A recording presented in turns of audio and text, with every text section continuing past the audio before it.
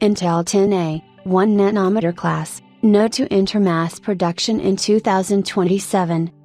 Last week at the Intel Foundry Services Connect event, Intel unveiled its Intel 14A Foundry node, 1.4nm class, to succeed its Intel 18A and Intel 20A nodes, with mass production on this node expected to commence in 2026. It turns out that there is an even more advanced node Intel is working on, which it didn't announce last week, but which was part of an NDA presentation that the company forgot to lift. We're talking about the new Intel 10A node, a 1nm class silicon fabrication node that's a generation ahead of Intel 20A.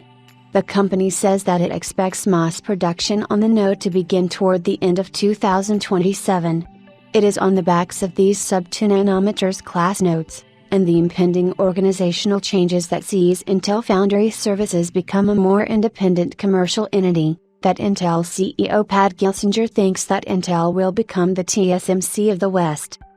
Currently, fabs that utilize UV, extreme ultraviolet, lithography, namely the Intel 4, Intel 3, and Intel 20A, together make barely 15% of Intel's wafer volumes, with the bulk of the foundry's production focusing on the UV-based Intel 7.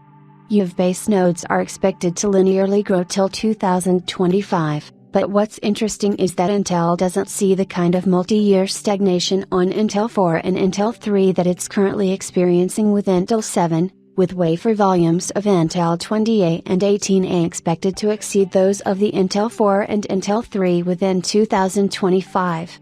By 2026, Intel expects that there will be twice as many Intel 20A/18A wafers pushed as Intel 4 and Intel 3.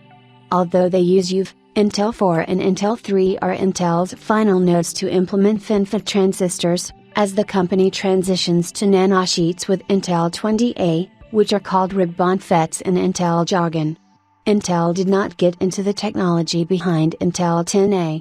The company, along with Samsung and TSMC, demonstrated its stacked CFET transistor in 2023, which will power foundry nodes as nanosheets mature.